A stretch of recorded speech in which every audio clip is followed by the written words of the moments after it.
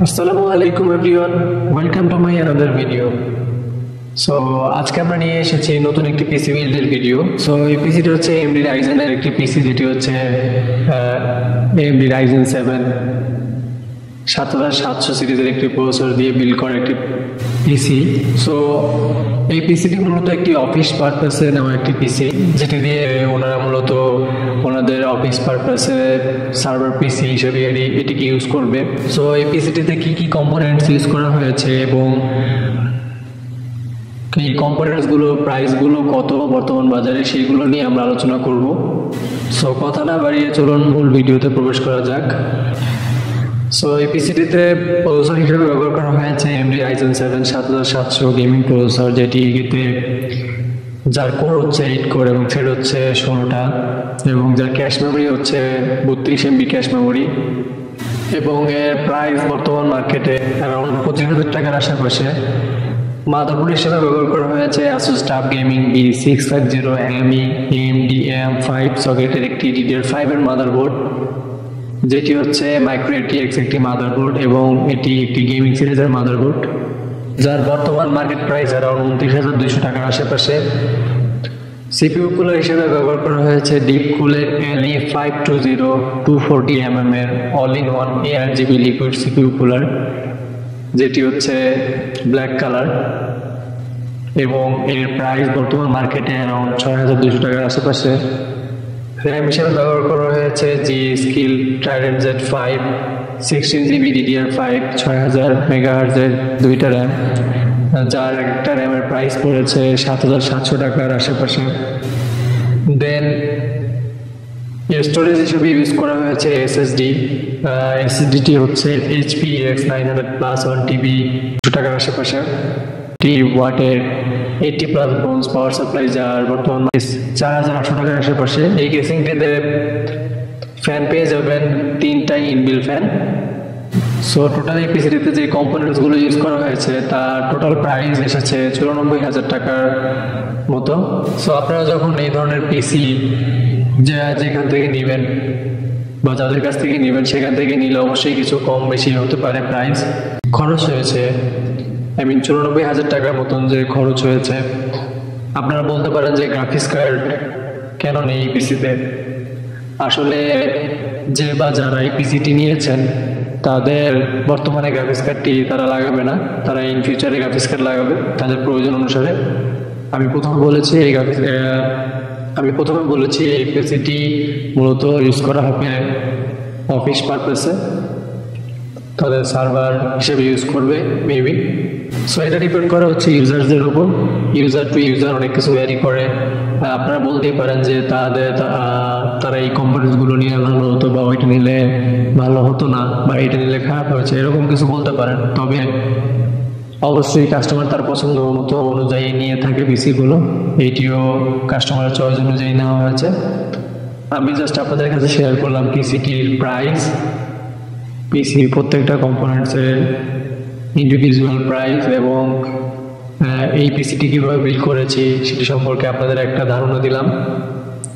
অবশ্যই আপনারা যে আপনাদের পিসি নেবেন, অবশ্যই আপনারা আপনাদের পিসি কেনার সময় যাচাই বাছাই করে এবং প্রাইস কম্পেয়ার করে কিনবেন, এবং যে কম্পোনেন্টসগুলো আপনাদের জন্য বেটার হবে সেগুলোই নেবেন। আমি জাস্ট আপনাদের একটা ধারণা দিচ্ছি প্রাইস সম্পর্কে, এবং পিসি বিল্ডটি কীভাবে করছি সেটি নিয়ে একটা ধারণা দিচ্ছি এবং গাইডলাইন দিচ্ছি। সো মূলত এই পিসিটি দিয়ে কী কী কাজ করা যাবে এবং কাদের জন্য এই পিসিটি আদর্শ হতে পারে, কাদের জন্য এই পিসিটি ভালো হতে পারে সেটি নিয়ে একটা আইডিয়া দিচ্ছি। এই পিসিটি দিয়ে মূলত আপনারা উইদাউট গ্রাফিক্স কার্ডেই আপনারা মোটামুটি সব ধরনের কাজই করতে পারবেন, লাইক এডিটিং, সফটওয়্যারের যে কাজগুলো আছে, লাইক আপনার বলতে পারেন ফটোশপ, ইলাস্ট্রেটর বা ব্রাউজিং বা অফিসের যে কাজগুলো থাকে ওয়ার্ড, এক্সেলে বা আদার যে সফটওয়্যার থাকে সেইগুলোর কাজ অনায়াসেই করতে পারবেন। এবং এটি যেহেতু রাইজেন 7 এর 7000 সিরিজের একটি প্রসেসর, যেটি হচ্ছে রাইজেন 7 7700 প্রসেসরটি, এটি খুবই ভালো মানের একটি প্রসেসর, খুব পাওয়ারফুল একটি প্রসেসর। এবং যেহেতু এটি একটি DDR5 এর বিল্ড, টোটাল বিল্ডটাই DDR5 এর বেজের উপর একটি বিল্ড, সো অবশ্যই এর থেকে খুব ভালো মানের একটি পারফরমেন্স পাবেন। মোটামুটি মিডিয়াম লেভেলের গেমিংও করতে পারবেন এটা দিয়ে, এবং ফটোশপ, ইলাস্ট্রেটর কাজও অনায়াসে করতে পারবেন, এবং টুকটাক ভিডিও এডিটিংয়ের কাজও করতে পারবেন। সো এই পিসিটি দিয়ে মোটামুটি ম্যাক্সিমাম লেভেলে কাজই করতে পারবেন উইদাউট গ্রাফিক্স কার্ডে। তবে আমি রেকমেন্ড করবো যে আপনারা যখন একটু হাই লেভেলে গেমিং করবেন বা হাই লেভেলে কোনো কাজ করতে যাবেন, আই মিন হাই লেভেল বলতে বোঝাচ্ছে একদম হাই লেভেলে, কারণ এটা দিয়ে মোটামুটি ভালো লেভেলেরই কাজ করতে পারবেন, হাই লেভেলেরই কাজ করতে পারবেন। কিন্তু একটা আছে না আপনার ওভার হাই, যেটাকে বলতে পারি আপনার হাই লেভেলের গেমিং পারপাস বা হাই লেভেলের ভিডিও এডিটিং পারপাস, সেই সব পারপাসে আপনারা অবশ্যই আমি রেকমেন্ড করবো আপনাদেরকে একটি গ্রাফিক্স কার্ড নিতে। তবে যদি আপনারা অফিস পারপাসে যে কাজগুলো থাকে, যে মিডিয়াম লেভেলের ভিডিও এডিটিং প্লাস ডিজাইনিংয়ের কাজ, গ্রাফিক্স ডিজাইনিংয়ের কাজ, টুকটাক ভিডিও এডিটিংয়ের কাজ, দেন হচ্ছে আপনার ব্রাউজিংয়ের কাজ, অফিস ওয়ার্ড এক্সেলের কাজ, সফটওয়্যারের কাজ, এইগুলো অনায়াসেই আপনারা করতে পারবেন। এবং আমরা সবাই জানি AMD যে প্রসেসর সেটি হচ্ছে মাল্টি টাস্কিংয়ের জন্য বেটার, সো অবশ্যই একসাথে অনেকগুলো কাজ করতে পারবেন এই প্রসেসর দিয়ে। যেহেতু এটি একটি গেমিং প্রসেসর, অবশ্যই এটাতে পারফরমেন্সের কোনো গ্যাপ হবে না, এবং মাদারবোর্ডটি যেহেতু একটি gaming motherboard, so overall performance অনেক ভালো পাবেন। এবং এটার সাথে যে DDR5 এর র্যাম ইউজ করা হয়েছে 6000 মেগাহার্জের, অবশ্যই দুইটা র্যাম স্টিক ব্যবহার করার কারণে আপনারা এটার যে AMD রাইজেনের যে ফুল পোটেনশিয়াল এবং মাদারবোর্ডটা ভালো ব্যবহার করা হয়েছে সেটা ইউজ করতে পারবেন বা বুঝতে পারবেন যে এটা খুবই ভালো। সো ওভারঅল এই পিসিটার পারফরমেন্সটা খুবই ভালো বাজেটের মধ্যে, আই মিন এই বাজেটের মধ্যে। তবে আমি রেকমেন্ড করবো যে আপনারা যদি বাজেট কিছু থাকে, অবশ্যই একটি গ্রাফিক্স কার্ডের সাথে নিয়ে নিলে সব থেকে বেশি ভালো হয়। কিছু দিক থেকে একটু কাটসেট করে একটা ভালো মানের একটা গ্রাফিক্স কার্ড নিতে পারলে এর সাথে অবশ্যই এই পিসিটা অনেক বেস্ট হবে। তবে যারা এই পিসিটি নিয়েছে তাদের পারপাস ছিল অনলি অফিস ইউজ এবং সার্ভার ইউজের জন্য, সো তারা ইন ফিউচারে যদি গ্রাফিক্স কার্ডের প্রয়োজন হয় তখন তারা লাগিয়ে নেবে। সো এটা ডিপেন্ড করে আপনাদের উপর, আপনারা অবশ্যই দেখে শুনে তারপর কিনবেন, আপনাদের যে পারপাস থাকে সেটার উপর ডিপেন্ড করে কিনবেন।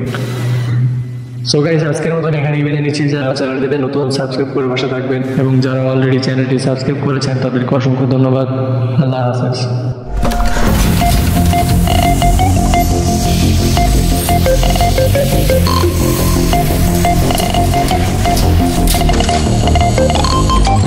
In a world of constant evolution, where the line